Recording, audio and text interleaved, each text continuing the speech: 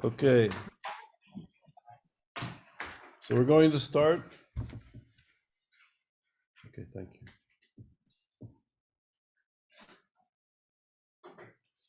So good afternoon, good morning, wherever you are. So welcome back. And I think we're very blessed to have Aliza Landau with us. So Aliza, thank you very much for being here. And perhaps, not perhaps, I think this is the most important presentation of our Summer Institute that we're going to have. Aliza Landau was born in 1938 in Lodz, Poland. Her family, parents, Melech and Ruth Goldman, and brother Rishak resided in Ruda Palanka, a suburb of the city. After the Germans entered Poland, her parents decided that Aliza's father would go into hiding. Aliza, her mother, and brother were sent to the Lodz ghetto, but were unable to escape and join her father shortly afterwards. This marked the beginning of 4 years of wandering Poland for the family, hiding in different locations, and at times the family was assisted by peasants, Polish peasants. The family was almost caught several times, and at one point was forced to escape to a nearby forest. After several days without food, her mother left the forest in search of sustenance, but she never returned. Aliza's brother died of starvation, and she and her father were eventually found by a German patrol. They were taken together with several other people to a makeshift killing pit. Her father was killed, but Aliza survived. She waited for the night to come and crawled out of the pit and escaped to a nearby village. She was only 6 years old. In the village, she was taken by a Ukrainian couple who took care of her until the region was liberated. Her mother, who had survived in hiding after being severely injured, was able to find her after the war. They eventually moved in 1948 to Israel. Aliza is married to Yossi Landau and has 3 children. She worked as a kindergarten teacher. Today, she lectures on the subject of Holocaust and accompanies Israeli police and security force delegations, as well as Israeli high schools to Poland. And Aliza, thank you so much for taking the time to be with us, and we're really honored that you're here and taking your time to share your experience and wisdom with us. So thank you. The floor is yours. Thank you. I'm happy to be with you. Thank you. First memory, can I start? Yes, please. Thank you. My first memory is when I had my 3rd birthday. We were hidden by a peasant, a Polish farmer. Maya, what are you doing? Don't shave like that. And he came every night to feed us, to bring something to eat. And the day that I was born in spring, and it was especially a nice day, warm and nice, and the peasant said to us, come out from the place they're sitting all day. I want you to come out to have some fresh air. So we came out from it was a big barn or something like this. And we were hidden in one corner of the barn. And my father started to sing a birthday song for me. And the farmer asked, whose birthday today? And my father said, our daughter is 3 years old. He ran to his house and he came back with the most beautiful birthday cake. That's the story that I used to tell my children in my kindergarten near the Holocaust Day. And you know, children are children, they had a birthday cake. Was there chocolate cream? Or how many candles did you have? What was written on the cake? And I told them, I had cakes like this, what you tell me, during the years, but then it was a big piece of bread from a round loaf of bread from the middle, the biggest piece. And also it was very thick. And the children were laughing. They said, Aliza, you don't know anything. A cake is a cake. Bread is bread. It's not the same. And I told them, you know, you're right. But I was so hungry. I ate only once a day. And it was during the night because, you know, during the day, the farmer didn't come near even to us. He was afraid. And we were afraid. So only once a day, in the evening, in the beginning of the night, we had our meal. And here to get such a big piece of bread extra, it was really like a birthday cake.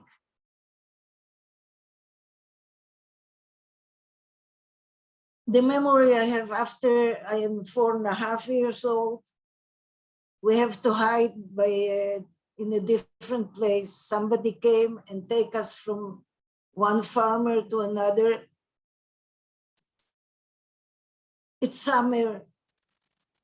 It's a very big field, and there are piles of straw over the whole field.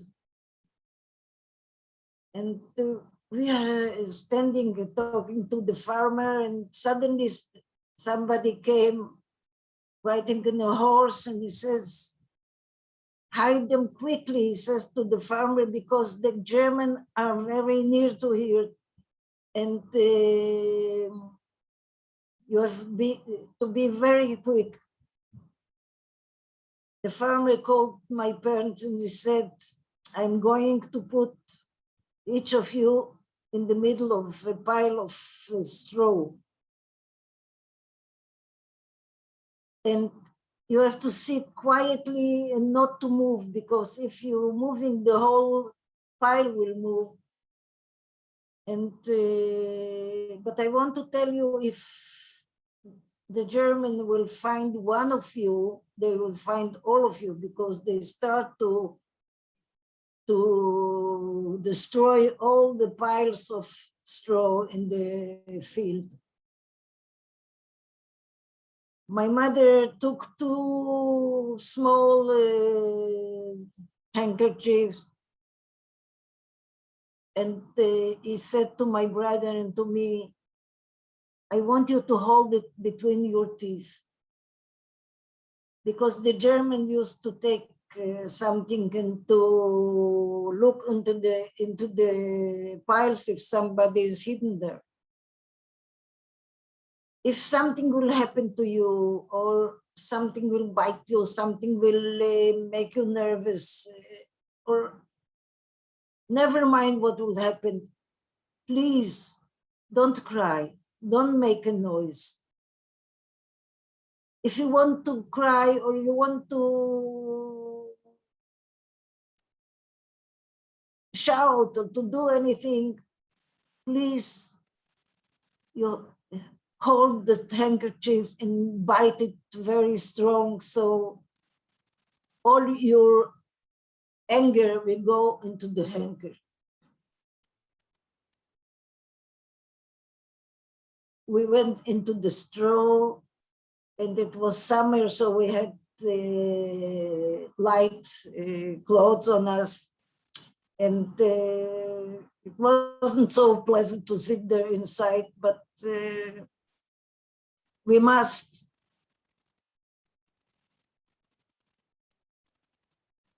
And suddenly I felt something happened to me on my shoulders.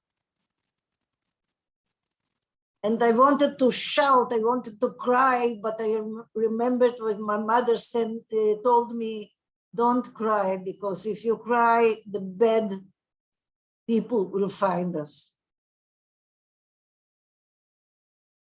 And I was biting the little piece of cloth that I had in my mouth, and I didn't cry. After a while, we heard the German going away. It was very, very quiet outside. It took a long time, the farmer to come and get at us from the straw. We started to wander from one place to the other. We were hidden in places that you can't even imagine. In holes, in barns, under the roof. Many, many different places. But then we started to hear about the thing that the Russian army is already in Ukraine.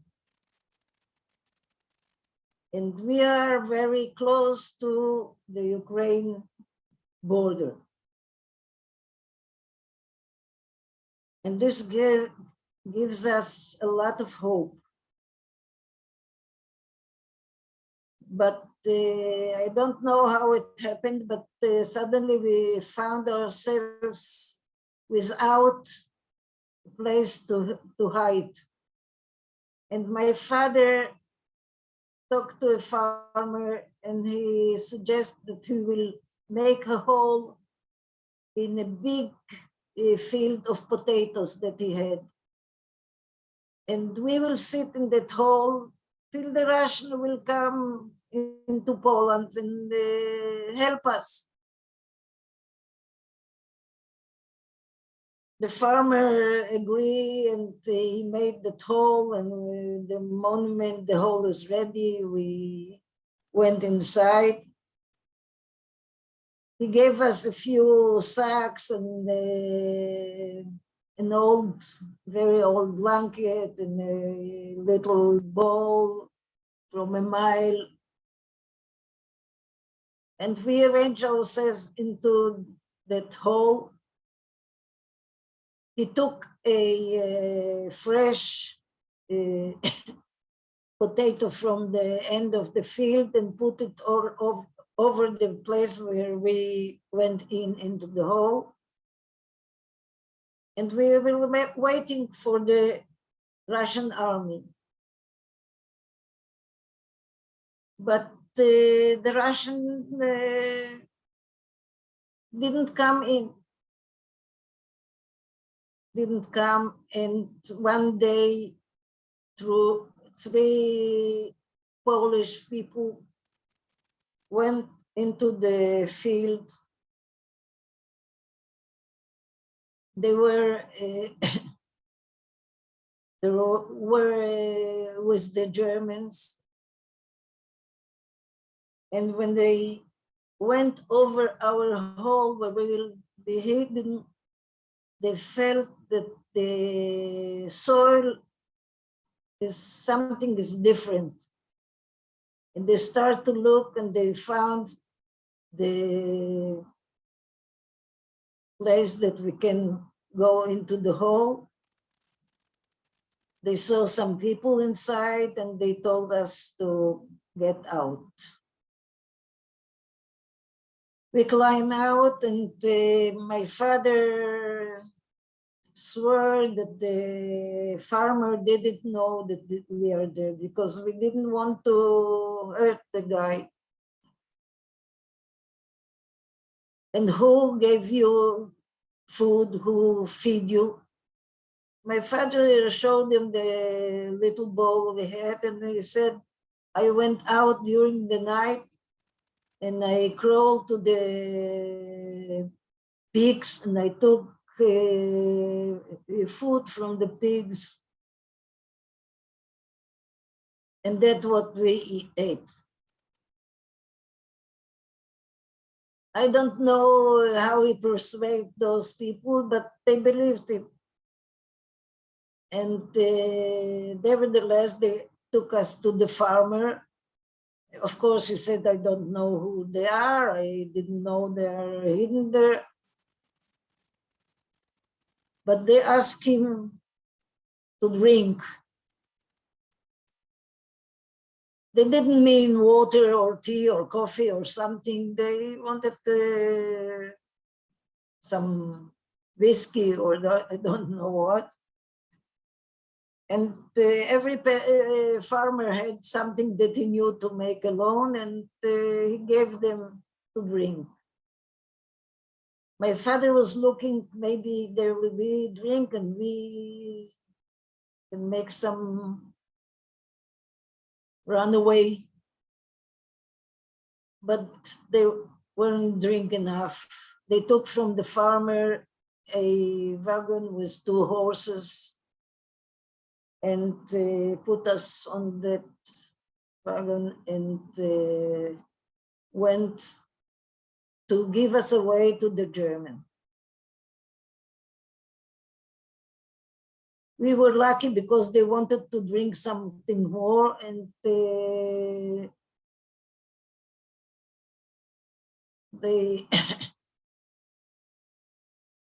they went to another farmer, took us down from the wagon, to put us in the kitchen. They sat by the table to drink, and we were standing near the wall. After a while, my father saw that they are already drink enough, they are drunk, all of them. And he started to push my brother and me to during the war, the door of the kitchen. The moment the 2 children were outside, every parent took one of the children, throw us on the wagon, and they climb up, and my father took the branches and we ran away. My mother asked, where will we go? And my father said, we will go find a forest. The Russian must come in. It can take 1 day more, 2 days more, a week, but they have to come in after a while. And we will wait in the forest, we'll manage somehow. In Poland, you can find a lot of big forests. And we find one. My father said, I think this one is good.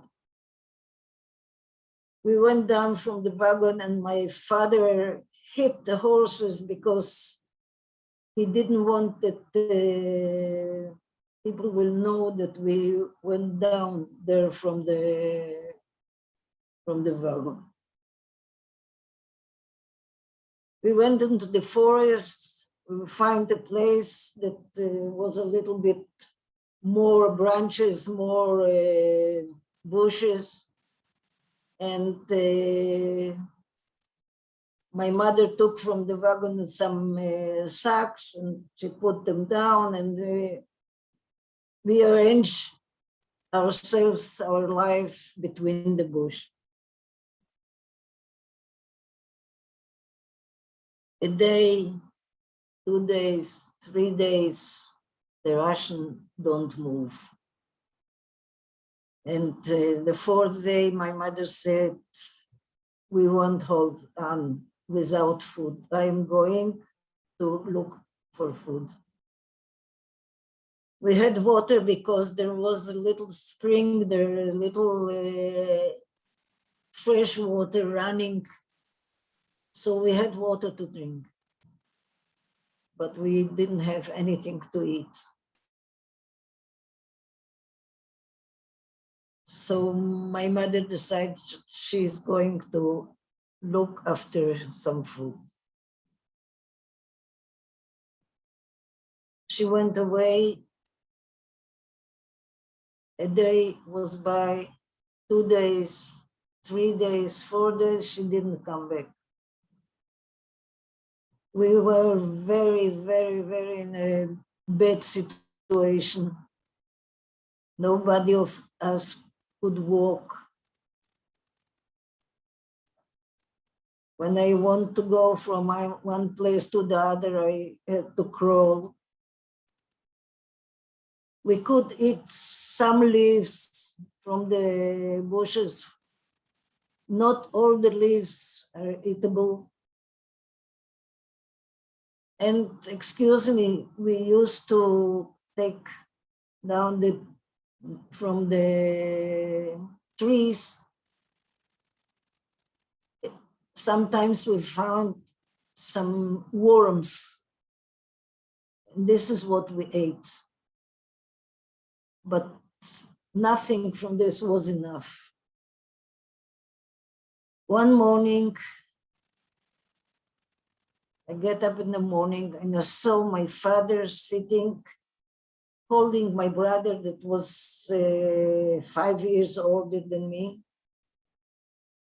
holding him on his hand, in his arm, and he was crying. For me to see my father crying was the end of the world. I crawled to him.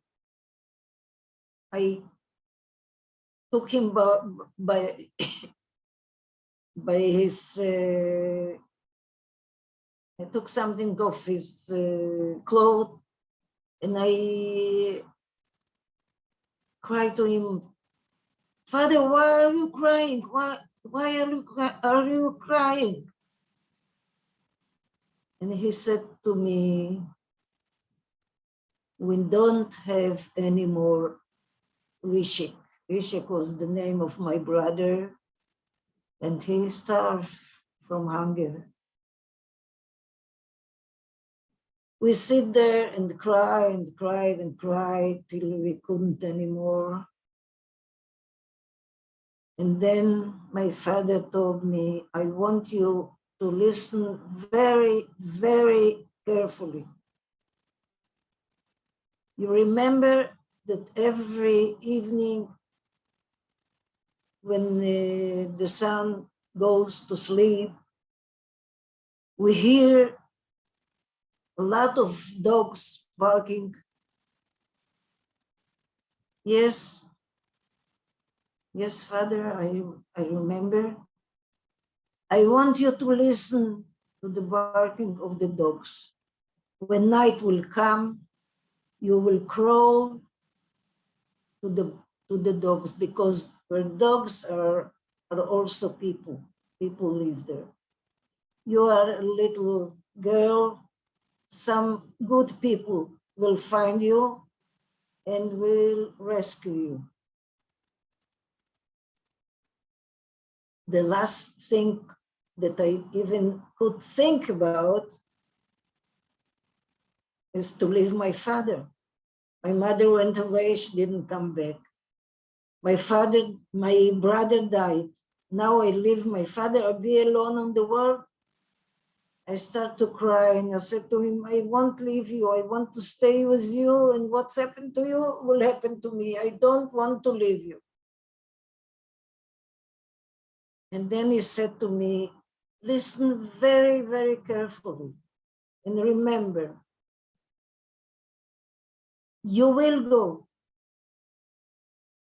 and you will survive and you will establish our family.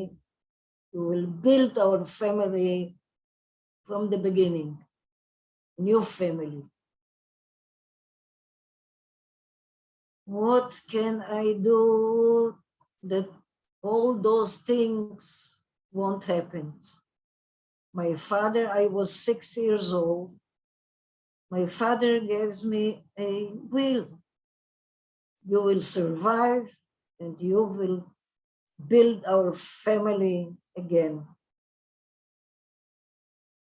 what shall I do? And I decide to pray. What can I pray to? That night won't come, because I was thinking that if night won't come, the dogs won't barking, and I don't have to leave my father. I don't know if my praying is answered, but suddenly stood near us 3 German soldiers. 2 of them took my father under his arms. He still held my brother on his arm, on his hands. And the 3rd soldier took me on his hand, and we started to go into the forest. And I was looking in his eyes, and he looked in mine, and we couldn't take away our, what we will so binded with our looking. And then I saw from the corner of my eye, I saw a group of German soldiers, and 2 or 3, maybe 4 people sitting on the ground. I understood that that's the place we are going to. And when we came closer, I understood where we come to. We came to a place that people were shot. It was a big hall, and there were some bodies into the hall and some people sitting outside. Before it get dark, they told us to get up, arrange us before the hall, and the German soldiers stood against us. The soldier that held me on his arms didn't stay near to me, but then suddenly he get out from his place and he came to stand near me between 2 other soldiers. I took my father's leg and I hold him very, very strong to my heart. I heard something shouting in a language that I don't understand, another shouting and a 3rd shouting, and then there was shooting. We fell into the hole. First thing I thought, it's very different. It's to be alive and to be dead. It looked like the same. Then suddenly I thought, I am not dead, I'm alive. But I knew that I don't have to move because I heard the soldiers outside talking between themselves. Then I heard them moving. And I still was afraid even to open my eyes. At last I opened my eyes and I saw that it was dark outside, and I started to crawl out from the hole. Somehow I managed to get myself out, and I said to myself, "Please try to remember what Father told you." My father told me, listen to the dogs. And I heard the dogs barking and I start to crawl till I heard some people talking Polish and I crawled to them. When I was near to them, they thought that I'm an animal from the forest. But then one of them said, no, no, no, it's a child, it's a child. They took me to the farmer, to the kitchen of the farmer. They gave me a little potato to eat, but I couldn't eat because all my system was unable to digest. There was a family in that village that didn't have children, and they took me to their house. And the woman made a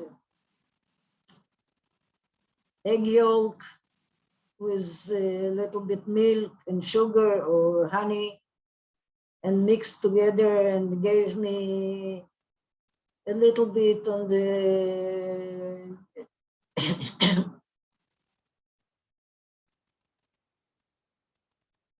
on the spoon, a little bit every day, every 15 minutes, every 20 minutes, and then a little bit more and more and more. So for 2 or 3 days still I could talk because I couldn't talk also. And I told them about the whole with the people, and I said to them, maybe there are other survivors. They want to look after maybe other survivors, but then the Russians at last went from Ukraine into Poland and start to push the Germans back to West, back to their country.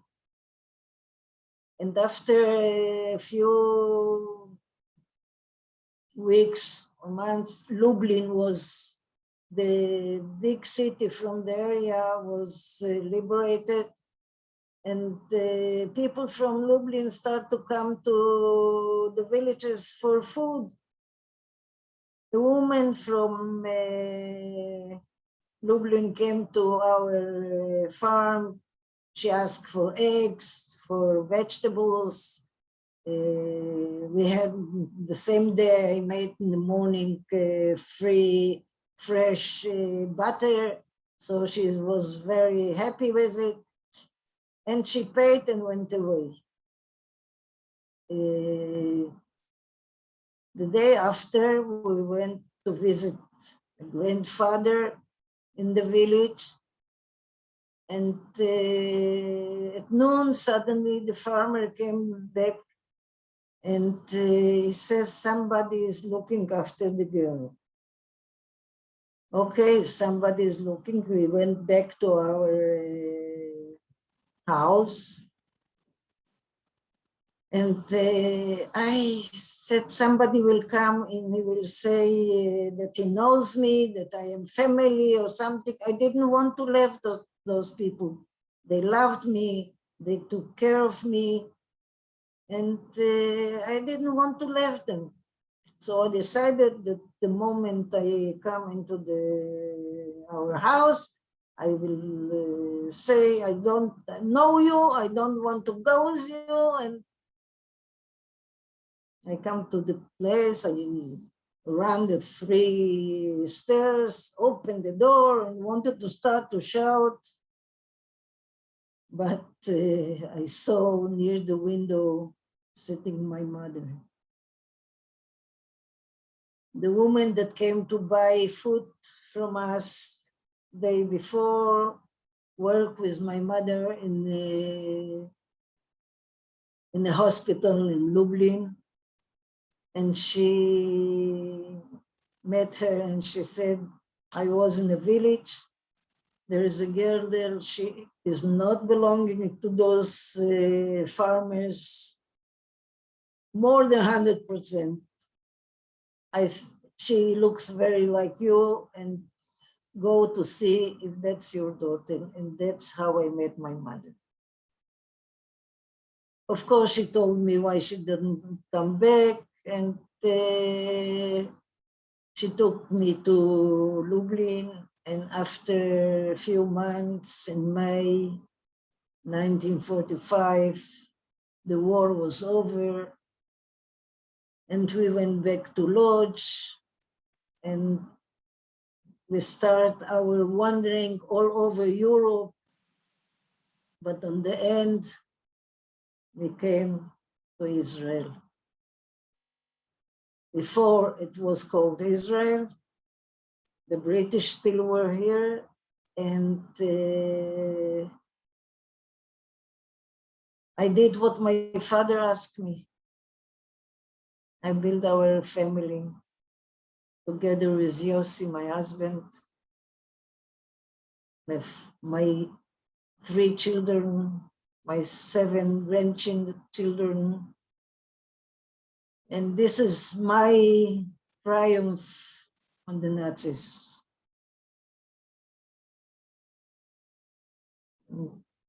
Thank you. Thank you, Aliza. Thank you very much for sharing your story, your important story with us. We all appreciate it. We have some time to ask you questions. Is that okay? Yes, Okay. it's okay. Good. So you know, we were doing a summer institute, and we were together all week, this group dealing with contemporary, current anti-Semitism. So given your history and sitting in Israel, what do you think of the state of affairs? What do you think of contemporary anti-Semitism? You know, given what we thought the world learned some lessons from the Holocaust, what are you thinking now when you look at the news around the world? I don't think the world learned anything from the Holocaust. Maybe a while after the war, but today so many tragedies happened around the world. I'm not talking now about anti-Semitism. I'm talking about what's happened with in other places of the world. And now the anti-Semitism grows because there are people in the world. Now it comes from the side of the Palestinians, I think, that they are trying to make the face of Israel black, that we are the most, I was a month now in the United States, and the people don't know what really happened here between the Arabs and the Israelis. They don't know exactly what's happening, and they are fed by the BDS, or how they're called, and other people. And I think that's one of the sources of anti-Semitism, but it's not the one and only. There are more. Yeah. And it's very easy to have somebody to blame all the time. We are the source of everything evil that happens in the world. And of course, for me, it's very difficult to even to think about it, because I knew how it ends. Especially for me, it's very, very difficult to hear it from Europe, from the States, and places that we thought that it can't happen there. And here it's happened in our eyes. Yeah, I think we agree with you. It's terrible. Anyways, we carry on. So If anybody would like to ask Aliza a question or make a comment, could you please raise your electronic hand and I'll be happy to give you the floor. If anybody would like to say something. Harris? No? Okay. Christine, here, come, you can come here. One of our colleagues is coming to the camera.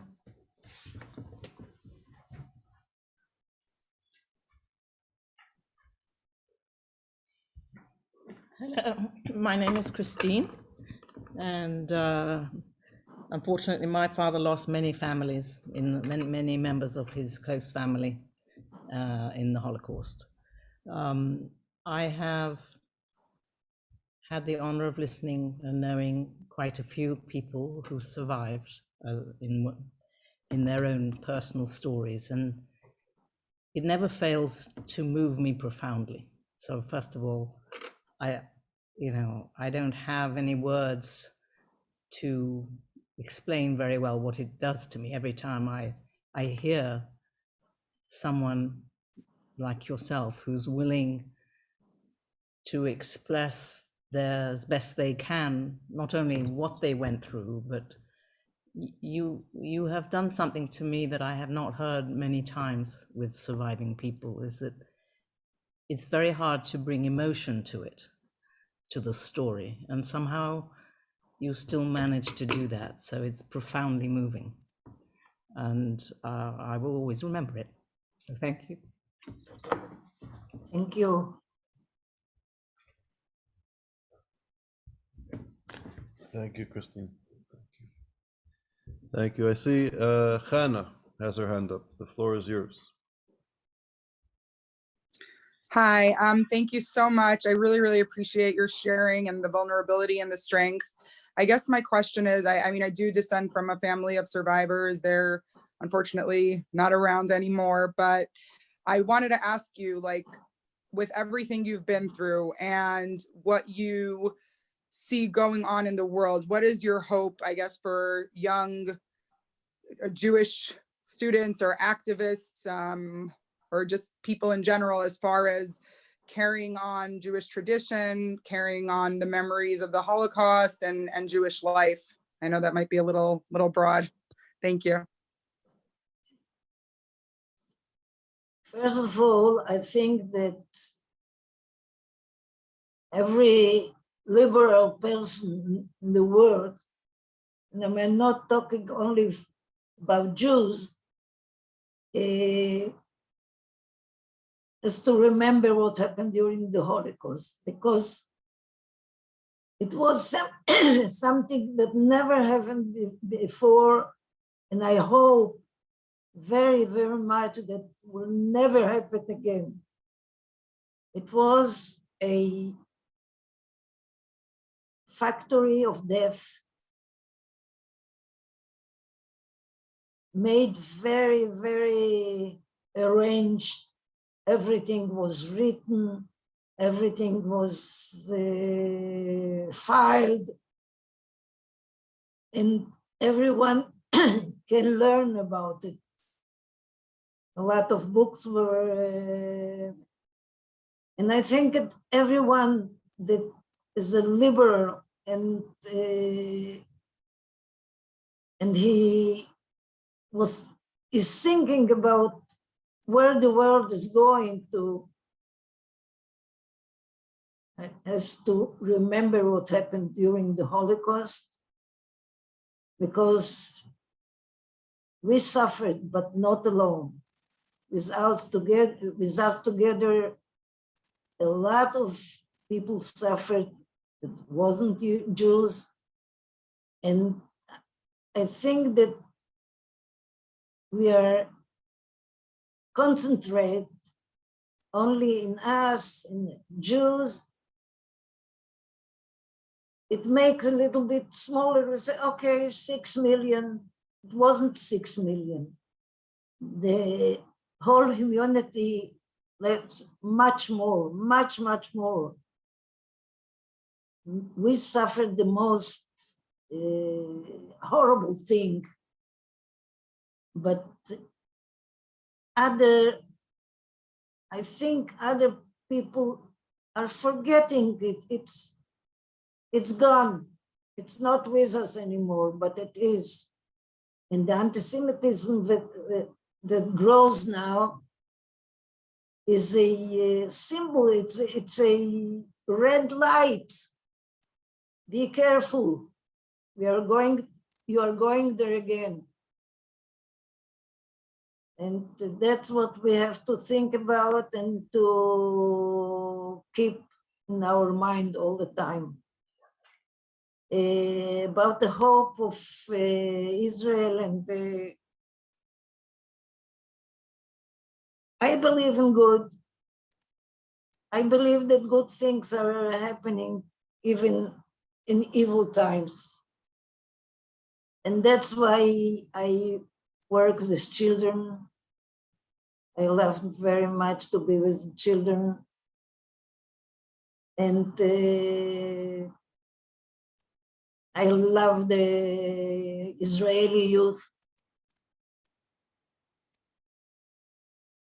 I am going to Poland with groups from high schools and from the army. And when I come with them to Poland and I walk with them in the camps, in the places that people were burned, I'm so proud of them. I'm so proud, and I said to myself, why wasn't there Israel in those times? Because we didn't have where to go. Nobody wanted us. And today, every Jew has a place. If worse comes to worse, every Jew has the others. Yeah, wise words. So, Shai, thank you, Hannah. Shai, you can ask the last question or make the last comment.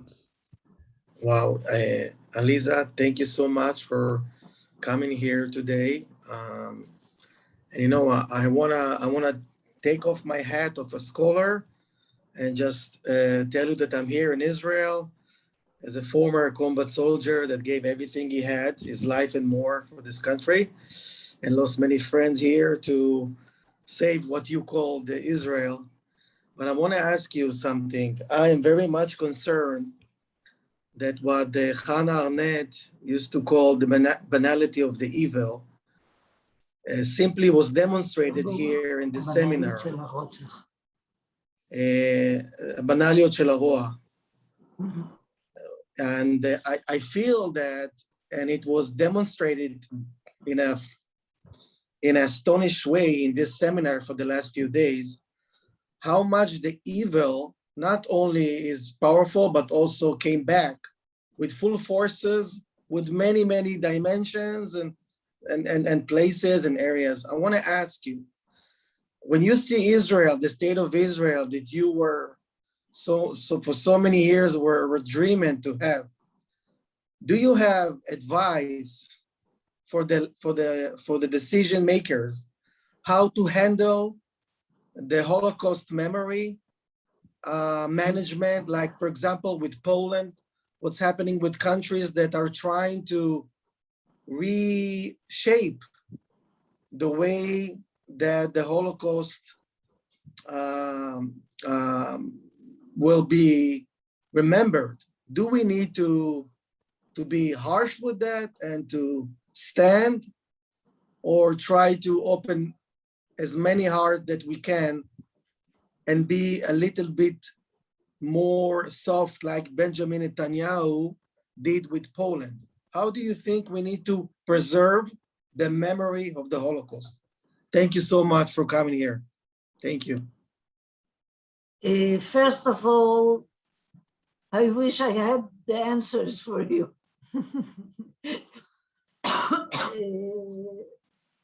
The same thinkings are making me a little bit nervous. And of course, I don't have all the answers. I wish I had them, but I don't.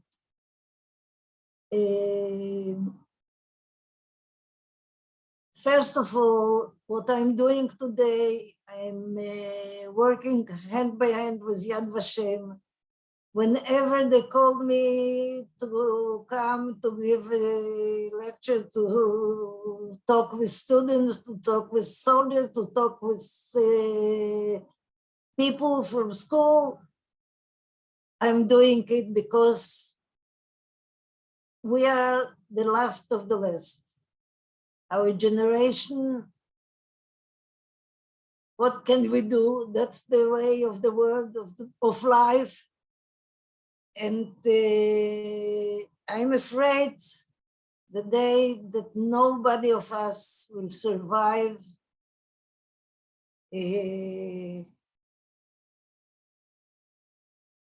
those that deny the Holocaust will grow like in Israel we say, like mushrooms after the rain. And every one of us has to tell the stories that he knows. Don't let to forget the Holocaust. Not because I want somebody to think about me like a survivor or something like, for the world, for the people that live on that planet. I would wish that the Holocaust would be remembered like Yetziat Mitzrayim, like Exodus, because it's important for the world to survive. And I'm afraid that after there will not be nobody to tell from first generation to tell about the Holocaust. I say to everyone that hears my story, I said, you are now witness. You must to tell every story you know, just for the benefit and for the goodwill for the world. Because if the Holocaust will be forgotten, who knows what else can happen?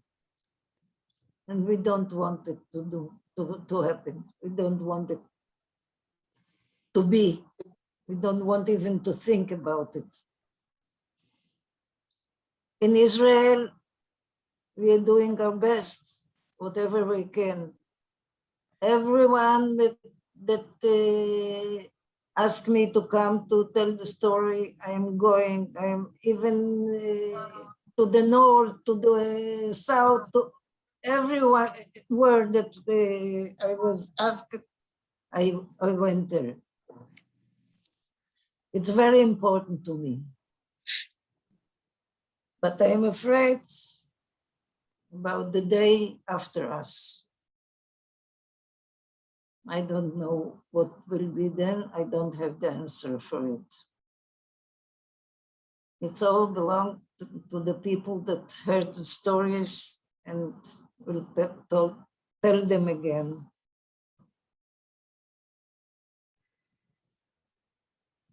Thank you. Thank you, Aliza. So, you know, Aliza, I run the summer school, and after every lecture, it's my job to sum everything up in a smart way. And I know I can't sum up your presentation. I think the issues are too big to sum it up. But I know everybody really appreciates that you're here, so thank you. And the thing that strikes me is the clarity and the simplicity you say how important Israel is, that the Jewish people should have a place, and that this, what happened, should never happen again. And I think that even among scholars who care about anti-Semitism and want to defend Israel, the discourse of anti-Semitism is even with us. And I think those of us who are fighting anti-Semitism really have to understand the importance, the profound importance at so many levels that Israel exists as a safe haven for Jewish people and other people. And what I also was struck by what you said is that you obviously care deeply about the Jewish people, but you're also very concerned about the plight, the condition of other people, and how the Holocaust must be an example that it will never happen again, not just to the Jewish people, but to any people. And I think your words resonate. So thank you very much for being here. I know everybody really appreciates it. So thank you. Thank you. Sei gesund, as they say. Thank you very much. Okay. All right. So be well and thank you. Erev Tov. Toda rabah. לילה טוב מישראל. Laila Tov. Take care. Okay, so you know what? Why don't we take a 5-minute break as a group and we'll come back to do the presentations, the final presentations.